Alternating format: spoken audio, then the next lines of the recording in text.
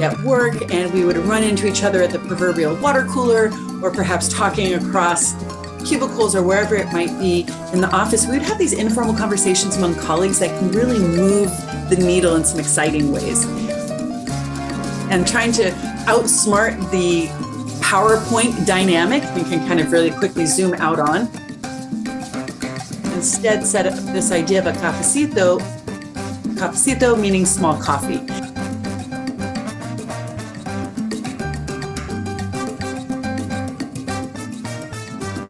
Greetings, everyone. My name is Dr. Eliana Ramirez. I'm the director of the Community Mental Health Equity Project, otherwise known as CMEP. I am delighted to be here today with colleagues from BEAM. I'm going to invite L'Oreal and Graciela to introduce themselves. Hi, everyone. My name is L'Oreal McCullum. I am the mental health training manager at BEAM. Hi, my name is Graciela, and I am program training coordinator. So I'm excited to be here today. Thank you both so much for being here. I've been really looking forward to this conversation. One, because I am a huge fan of the work of BEAM, Black Emotional and Mental Health Collective, who is one of several partner agencies of the Community Mental Health Equity Project, CMEP. And I just want to make sure that I got the name correct, because we're so used to saying BEAM as the acronym, right? But yes. Okay, great. So for folks who are not familiar with CMEP, we are a project that was started up to support the California counties and local community-based organizations in their work to address behavioral health disparities locally, for the ultimate goal of increasing health equity across the state of California. And CMEP is funded through AB 74 to provide training and technical assistance to the counties and those CBOs. And we are fortunate to work with a collaborative with several amazing agencies who have expertise across addressing behavioral health disparities, across addressing issues of justice, equity, diversity, and inclusion. And today's cafecito conversation is just an opportunity for us to have an informal dialogue to introduce BEAM to the field, so that our audience can know, should they decide to submit a no-cost training and technical assistance request through the CMEP website, that they might be paired with the two of you or somebody else, perhaps from BEAM as well. So this is an opportunity just to learn a little bit about BEAM, a little bit about you both, and kind of what you're excited about regarding our work together to address behavioral health disparities in California. So with that, I am going to ask if you would just start us off by describing BEAM to the audience, please. Yeah, I can jump on in here, Graciela. So as we said before, BEAM, that's who we're representing. And it stands for, as Eliana, you said appropriately, the Black Emotional and Mental Health Collective. What is BEAM? Who are we? We are a national training, movement building, and grant making institution dedicated to the healing, wellness, and liberation of Black and marginalized communities. And so BEAM, why that's also important for you to know, is the BEAM gets its name from Joseph Beam, who is from Philadelphia, where I am currently. And he was a pro-feminist and HIV/AIDS activist who did a lot of work that was centered around class and gender and sexuality. And he passed away in the 80s from complications from AIDS. And so his work really aligns really greatly with what BEAM stands for. You know, our mission is to remove the barriers that Black people experience, getting access to and staying connected with emotional health care and healing. And we do this through a couple different ways. You know, we are an organization that, yes, is centered on emotional and mental health. However, you know, we see the importance of, you know, if this is going to be a movement, if we're going to continue this as a movement, the work that we're doing, we need to engage everyone. And so, you know, our organization is very much rooted in like peer support principles. And so we see, okay, education is a way in which we can do this. We do advocacy, we do training. We are art supporters. Graciela and I are both DJs, you know, as well as mental health professionals. So, you know, we realize like all of us, we're multidimensional. Mhm. And so, it's been a joy to work for an organization that really sees the importance of looking at, yes, we are Black folks, but we're also not a monolith. We are individuals. We have so many different parts of us, intersectional parts of us, to consider that really impact our experiences as Black people in different ways. So that's a little bit that I'd like to say right now about Beam. Graciela, what would you say about Beam?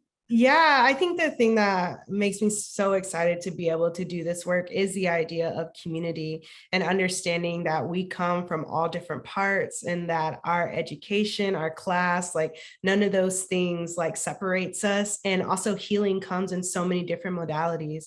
I come from a space of being half Black, half Mexican, and we recognize, Santeria, we recognize tarot, yoga, like all those things hold the same value as going to therapy, as seeing a psychiatrist. And I think that's what really makes me so excited to do this, is not discrediting that, because as Black folks, we come from so many different places and we heal in so many different ways. And so I think it's just so inspiring to have like an organization that I'm a part of, to be able to recognize all those things. And I'd like to touch upon something that you said, Graciela, about healing, which is really also at the center of what we're doing. For a long time, I've been in the field for 15 plus years, and so, when I think about the different experiences I've had in the different workspaces I've been in as a mental health professional, what I experienced was a lot of folks talking about trauma-informed. And it was like, yeah, we're doing trauma-informed care. And I always found that very fascinating, because I'm like, I think it's very important that we support people in understanding what trauma is. Supporting them to, if they are prepared to, connect maybe things that have happened to them in their lives and with that idea of trauma, and also accepting that they have every right to see it however they want to. Us telling them that something traumatic is not necessarily helpful, and it's through their lens. And so, and then also when we provide this education and these tools to help people to understand trauma, sometimes what I had seen is people were kind of stuck in this conversation about trauma, and it's just like, they're stuck there. And I didn't really see a lot of conversations about how do we move from trauma-informed to healing-centered.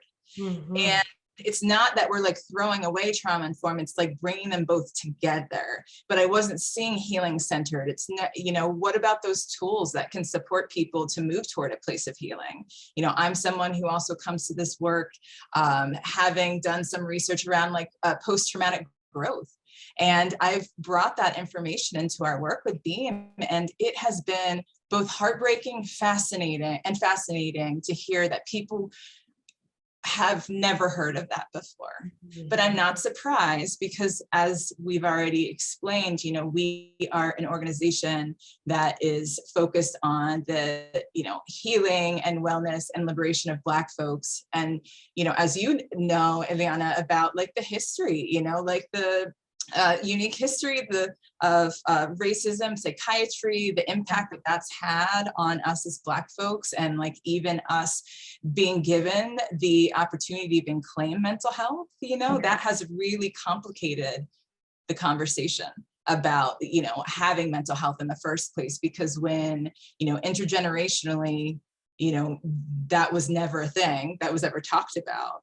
You can't just spring it upon someone and expect that they know how to respond to that, or like that they're even looking through that lens of, mental health as a thing. So yeah, there are a couple different ways we're approaching this, which I really appreciate. But I would be remiss if I didn't mention Healing Justice, which is the framework that our work is based upon.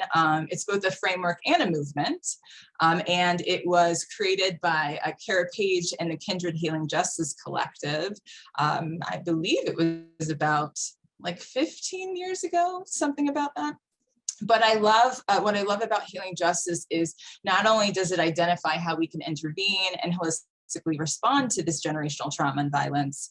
It also considers that, like, as Graciela, what you had already mentioned, like there are different approaches to healing, and there's no like right approach to it. Like for some person, it might be talk therapy. I know for me, DJing was such a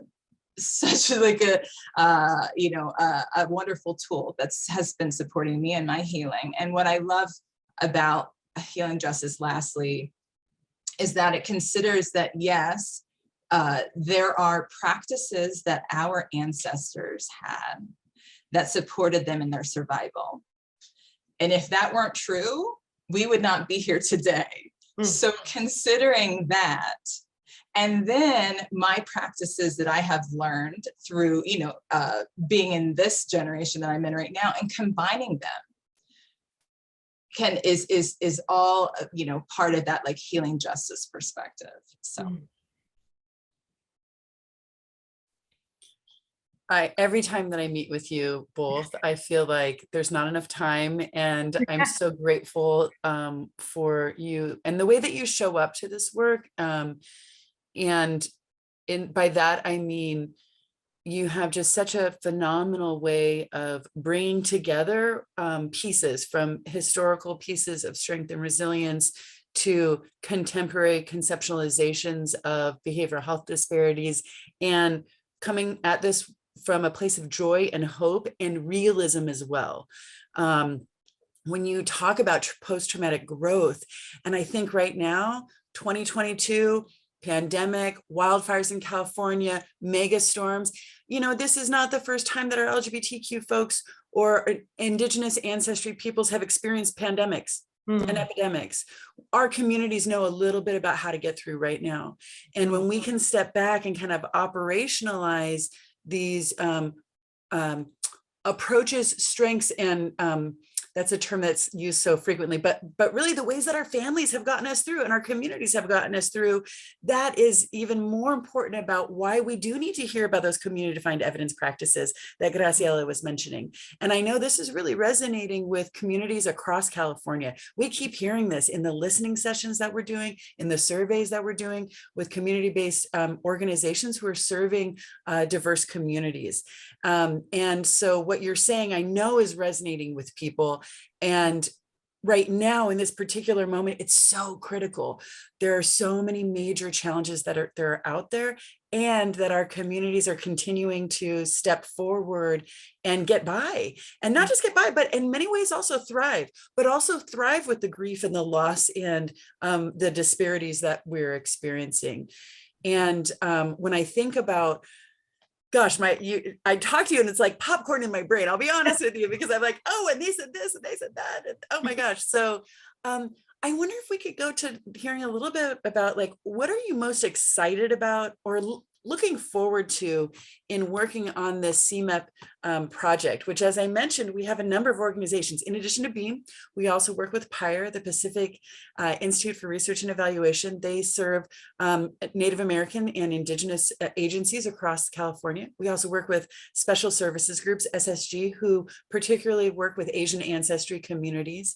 We work with the LGBTQ TA Center, which is also at CARS, the Center for Applied Research Solutions, where I work. We work with Cal Mesa, NAMI, California, and Change Matrix.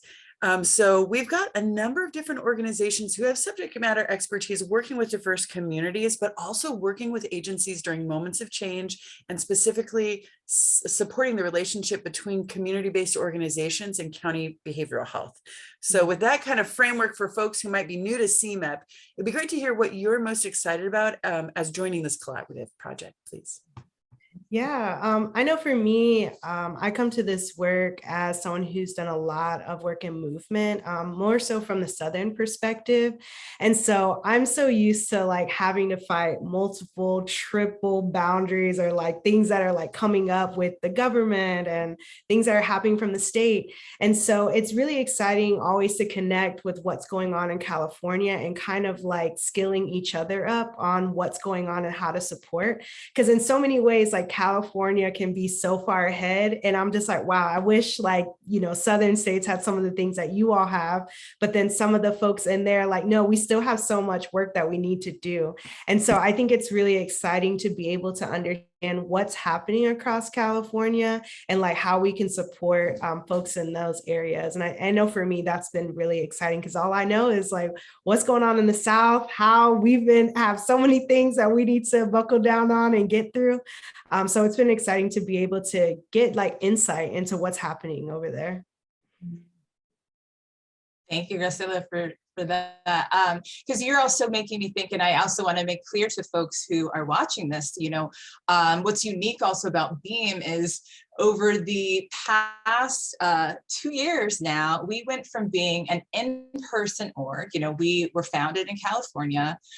We were an org that, we would have requests for trainings and we would fly to wherever it was that the training was, was requested. And so because of the pandemic, we became a virtual organization. And so that really opened up these opportunities for this information that we're sharing about peer support and healing justice and Black mental health to be spread across the nation. Mm-hmm. Even more fascinating across the world, because as we're finding, we have Black folks that are connected with us who are like, you know what?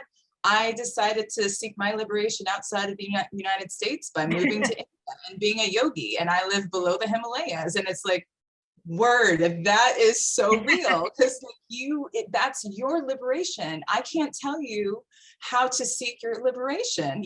For some people that might feel like, oh, I wouldn't do that, because that's just not, they're not aware of, India, or they're not aware of other places to seek liberation. They're trying to work on what liberation looks for themselves here. But for that person, that's what worked for them. We have Black folks that are living in Mexico and Canada that are connecting with our work as well. And so that's been really incredible to see. I bring that also into this space because, this idea of mental health across the Black diaspora, with like Graciela, you speaking to, you're Blaxican, right?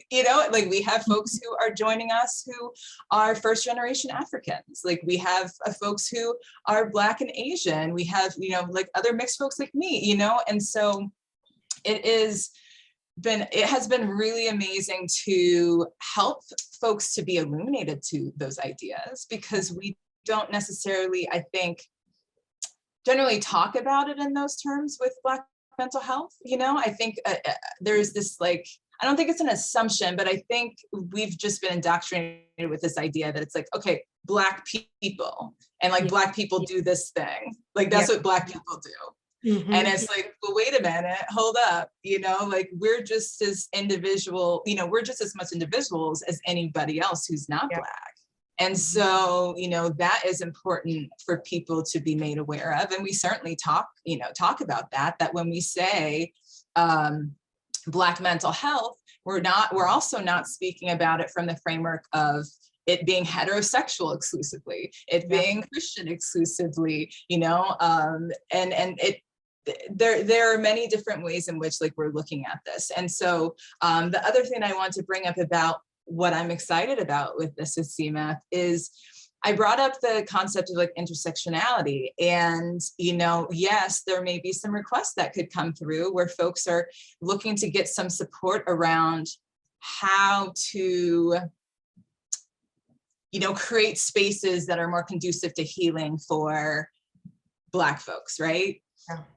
And so yes, and Black folks who may also be queer, Black folks who may also be trans, Black folks, and so I love the opportunity through this project that we can collaborate with other folks who are providing these like trainings and technical assistance requests, because, we know that there are multiple dimensions to people. So if someone's seeking like an LGBTQ specialist, like, yeah, well, we're over here too. We just happen to work for Beam, like we do all of those different things. So this cross-collaborative work is very exciting to me, and helps me to even learn more than I already do know. So.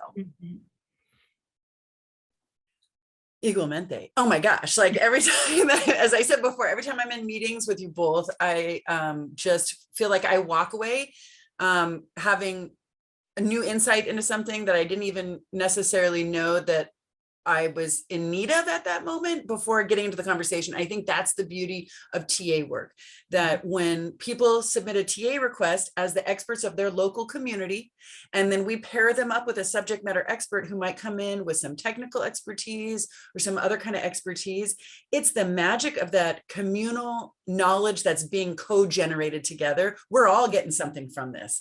And so it's like, from, kind of like bell hooks and transformative education, and this idea that we all show up as students and learners. We all show up as teachers as well. And I think that there's some real excitement that can come when we bring those two perspectives together. And I just want to take a moment, if I might, and just go back to what Graciela was saying about coming from the South and bringing the perspective to California. I look at so much of the work also that's being done in the South, and I'm like, wow, talk about bringing in, both a historical heritage and perspective that is so deep in the roots, right? We talk about that there's a unique perspective that's not only coming from working in a particular environment that generates a certain kind of strength and response and creative response, because that is what the situation requires. But also I think about it from California and how we have so many different communities who come to California over the years for different reasons. And so having you both from different parts of the country connecting into this project, I think really resonates with the communities as well, because we do have such an eclectic community in California. And I really also want to just come back to this idea of what happens. For example, we have a research work group in the CMEP TA Center. We meet once a week, and we have an opportunity for the different partner agencies who are part of the research work group to provide insight into everything from how we develop our surveys, to our listening sessions, to a research report we're putting together that's kind of stepping back and saying, okay, where are we at with cultural competence plans in California? And these, for folks who may not be familiar, are the plans that every county behavioral health department writes every 3 years to identify local behavioral health disparities and identify a plan to address them for the purpose of achieving greater health equity across the county. And ideally, these are done in collaboration with local community-based organizations. The insight that our partner agencies are able to bring to this work group is so critical. And I've seen you both do this in different places, really saying, okay, let's locate this conversation about cultural competence plans right now within the Black Lives Matter movement. Let's think about this right now with the concepts like Dr. Joy DeGruz's post-traumatic slave syndrome. You're bringing in the lens that is absolutely what we need and what is benefiting us when we have a space where we have multiple voices and perspectives involved. It creates a deeper context and tenor to the conversation that is so true to the community. And oftentimes our organizations, our government, whether it's city, county, state, feds, might be just a little bit, community-based organizations are, because of the connection to the community, immediately aware oftentimes of the importance of things like terms that we self-identify with the challenges and the really distinct strengths and resiliencies that we have. So we're seeing more than just a data point. And I think that you bring that, and our other partner agencies continue to bring that in a way that is what makes me so excited and frankly humble about engaging in this work together. So I'm just, gosh, I'm always feeling like with the two of you, we don't have enough time. So I'm gonna kind of rudely move us on to the next question, if that's okay. And you've talked about this a little bit, but I wonder if you might share a little bit more about what are the types of TA, that would be training and technical assistance requests, that you are looking forward to receiving or are well positioned to support. And I know you mentioned ideas around intersectionality. mentioned some ideas around staff wellness and especially Black employees' self wellness and LGBTQ, but is there anything else that you're particularly excited to receive? I can jump in here. I do want to kind of build on what I was saying about like staff wellness, because one of our premier programs is Emotionally Intelligent Leadership, is an organizational wellness. And it has been such a joy to be the person on staff who has been providing the supplementary tools of like coaching. So I've been doing that for folks, supporting them around coaching so that they can learn how to better integrate some of the principles that we're sharing with them into their lives. And what I share with folks is like, healing justice, like once you learn about it, like I don't think you're going to turn back. Because I think for me, it gave me so much joy first, and coming into this realizing like, oh, I was already like on the, I was already kind of doing this healing justice stuff. I just didn't even know what to name it. And there's still ways in which like I could be a better practitioner of healing justice. We're all lifelong learners, right? And so, I'm still working on that. I will forever be a work in progress. But one of the things that I've had folks come to me about specifically is like, as a result of this pandemic, the uprisings, DEI work has like boomed in certain workspaces. However, what I have found, in my own opinion, is that a lot of these DEI programs have been falling very short, because where the mark has been missed is kind of leaving things at a cultural competence place. And so it's like, here we are, you have this knowledge, birdie, go do with it what you will. And it's like, just fly and like do, right? And so it's like, okay, and what? And then what? Because it's like, how do we get from this cultural competence place to then this cultural empathetic place? Because like, that's a different thing as well, because it's like, I can have this knowledge and awareness. Am I taking this knowledge and awareness and really trying it on and really considering what it might be like for this person that's in front of me, or for other folks who fit whatever the narrative it is that I'm thinking of? Mm-hmm. And then it's taking a step from cultural empathy to compassion, cultural compassion. And, that being a place of like, yes, I have tried it. I have the knowledge and awareness. I've tried it on and I'm willing to help. And so for me, at least with like the work that Beam is doing, really at like peer support being at the center of that, that is something that I'm really excited about, like supporting people and like how to, like how, because I find that there is like folks feel they're able, they're willing, but the readiness is the challenge, because it's like, okay, yes, I'm able, I'm here, I'm showing up for the gig. Like, I really want to, and then, it's like, I want to do this, but I don't know if I have all that it takes to do this effectively. So I really love the idea of like helping folks to know how to better support their peers in the workspace, because it's not just about the folks that we're being paid to serve in the communities. It's like, we need to start at home. Yeah. And unfortunately, since, we're not necessarily going to be working with startups, you're going to have to navigate the same, them both at the same time. And, supporting folks that you work with and supporting folks that you're serving. But it's like, to get better at doing the work externally, it's like really doing that work internally within yourself and within your internal workspace.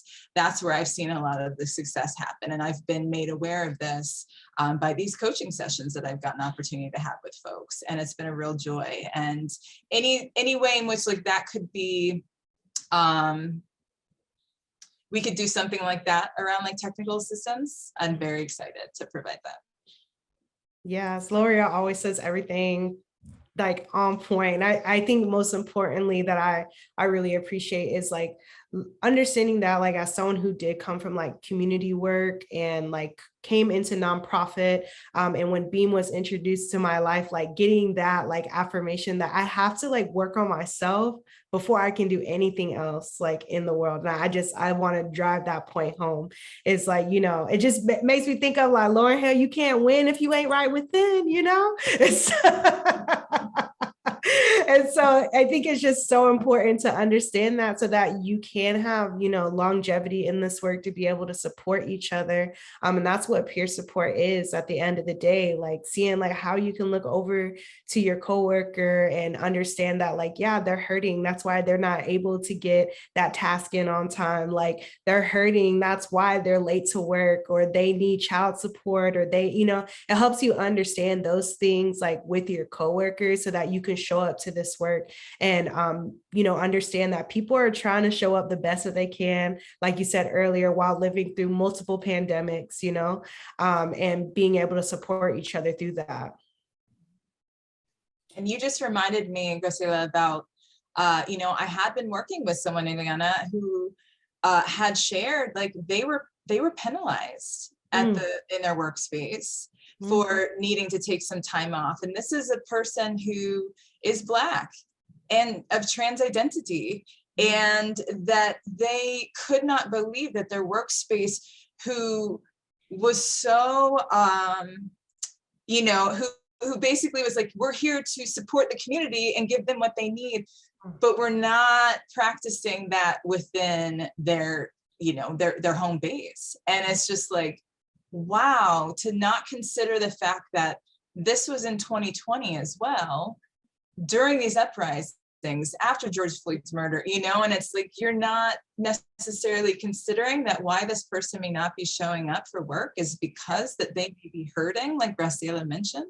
And maybe if it's not that, like checking in with your staff just to kind of see, because there's enough things happening right now. I mean, we could just pull from everywhere. It's like so much stuff going on. Yeah. So like that organizational wellness piece is so critical, because I found even with us on staff together, Beam, like these are things we practice internally, and it helps me to be a better practitioner.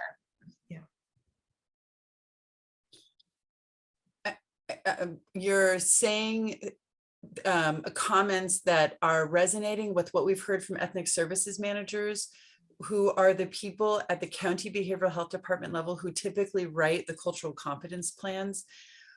These people, like you both, like myself as well, are people who have spent years of their lives working on addressing behavioral health disparities, who are in this because it's personal and professional and political, all of that.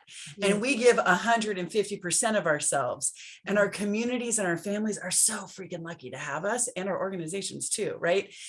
And there is such a space between these really powerful, beautiful values of diversity, equity, inclusion, and justice, and then when the rubber hits the road in the daily workspace. And how we bring those two together or not is something that I think many of our organizations are striving to figure out. And it has to be individualized. It has to be individualized for the person, for the community, for the agency, but also that time point. And I really appreciate what you were just sharing, because it's a different kind of approach, asking what has happened to our colleagues rather than what's wrong with our colleagues. And if we step back and look at the context and understand how for anybody who might be experiencing the kinds of messaging in the media, reality on the street, or in our own workplaces, of course, there's going to be a reaction that's going to be, for some of us, we'll pull back, or for some of us, we might freeze, or for some of us, we might say, yes, thank you, may I have another? Or for some of us, we might be fighting. It's, these reactions are so normative, right? Like this is what happens when our bodies, when our minds and our spirits are stressed. It is a stress response. So how do we appreciate and move with that in a way that also still gets work done? And sometimes it means that we need to move our expectations a bit. Yep. And I see Beam doing that from the outside. That's one of the reasons why I'm such a fan of Beam, is that I see Beam making some really concrete decisions. Things like every other Friday, I think if I'm not mistaken, is a day that people don't work. And it's to balance some of this. And so if our agencies are, whether they're community-based organizations or behavioral health centers or what have you, working within, well, this is the way it's always been, this is the way it's always going to be. What are the impacts, intentional or not, that will happen to our staff who are living through distinctly challenging times as well? And it's not that our communities haven't lived through challenging times. As I said before, we've experienced some pandemics and epidemics before. And now there's we just need to be aware of how it's happening right now and how our historical experiences, our intergenerational experiences might be being brought up uniquely right now as well. And how do we respond? I wonder, just kind of being aware of our time, and if we might also go to this next question, which is around, are you or the team currently working on any projects, initiatives, or other things that you'd like to highlight during this discussion? I know Beam does so much, so how do you wrap it up into just a few moments, but anything else that you'd like to share with us? So I guess we can double team this, Graciela, and I can jump in first, and then if you add some comments as well. One of the most exciting things that I've been a part of since being on staff at Beam is what we call Black Healing Remixed. It has been, oh my gosh, many different styles of events. So we've had like live events in LA where we had folks such as like Jennifer Lewis, who played the mom on Blackish, you know, like just folks kind of coming and talking about like mental health and how that's shown up in their lives. You know, other people who are, you know, prominence or in the public, you know, public figures, and doing that, as well as having some other elements that are community based, where it's like other folks that maybe we will partner with and like have them there as well. Now, we took that idea, which when you think about why we call it Black Healing Remix, well, you know, like a remix is of a song is like you're taking like new elements and then you're adding it to the original song to create this new mix. So it's like remix.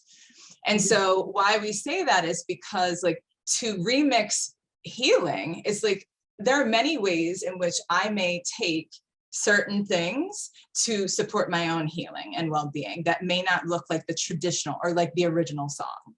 So like we kind of put out in this world, I think like the standard has been talk therapy. You know, it's like, oh, if you don't go to therapy, you know, I can't be friends with you. And, you know, like I've seen people say things like that. It's like, you need to go to therapy. You need to go get your head checked. You need to do, that's not necessarily going to be conducive for everyone. There's a certain level of cognition that you need to have about like yourself, and you know, there's a certain level of patience also you need to have with that.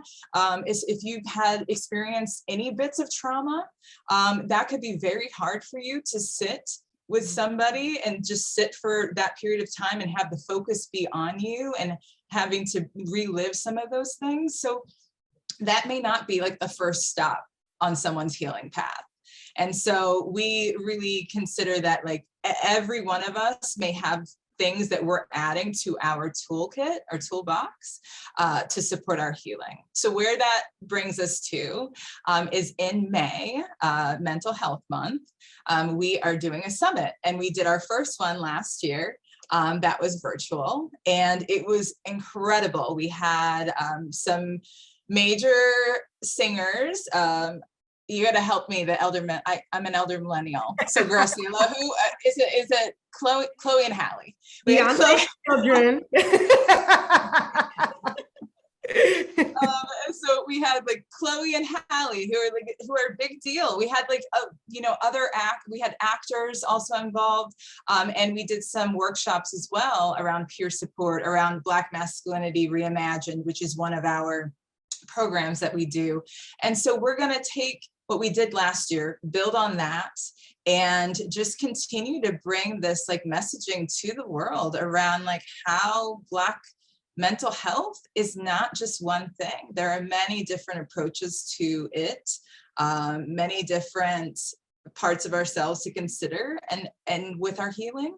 And so I look forward to like the workshops that I'll be doing a workshop. Graciela is going to be doing a panel. And yeah, I'll turn it over to you, Graciela. Yeah, I'm really excited about it. It'll be my first time being a part of the summit. I'm a newbie, not, to the organization. So I'm so excited for this and to see like what are all the things that we're going to be doing and being able to connect, seeing my coworkers possibly in person, which I can't wait. So yeah, it's going to be great. That's right. We do. So to also be clear, the first day is virtual. The second day is in person.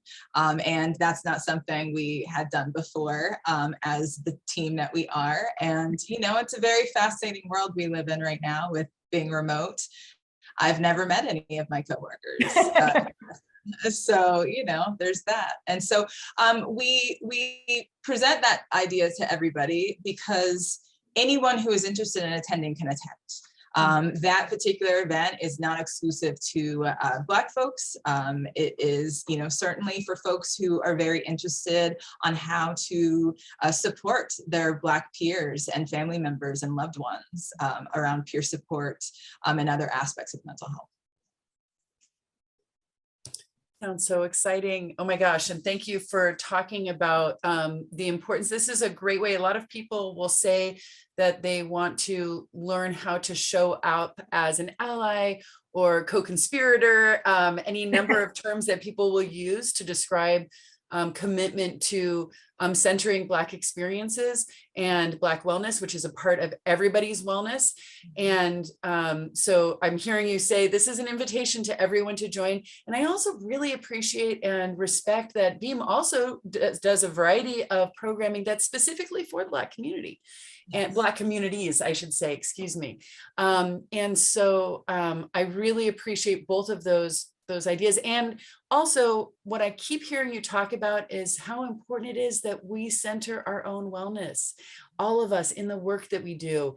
And I know that the ethnic services managers, I know that the community-based organizations who are serving diverse populations are not only doing this really critical difficult work. It's difficult to deal with systemic racism. It is difficult, that is an understatement. It is difficult to deal with systemic anti-LGBTQ plus biases and mental health stigmas and all of the things any day of the year.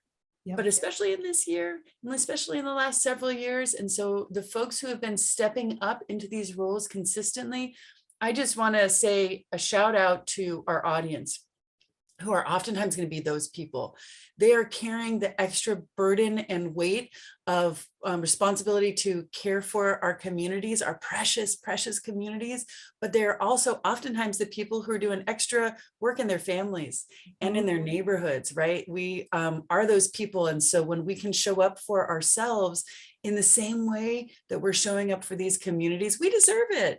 Yes. And oftentimes, whether it's the ways that Black women or Chicana Latino women or, other communities from an intersectional perspective, oftentimes we're the carers for others, but when do we stop to care for ourselves? And I think that's another exceptional model that Beam is putting forward into the world that all of us can really learn from. So it's a joy, it's an honor to work with you both.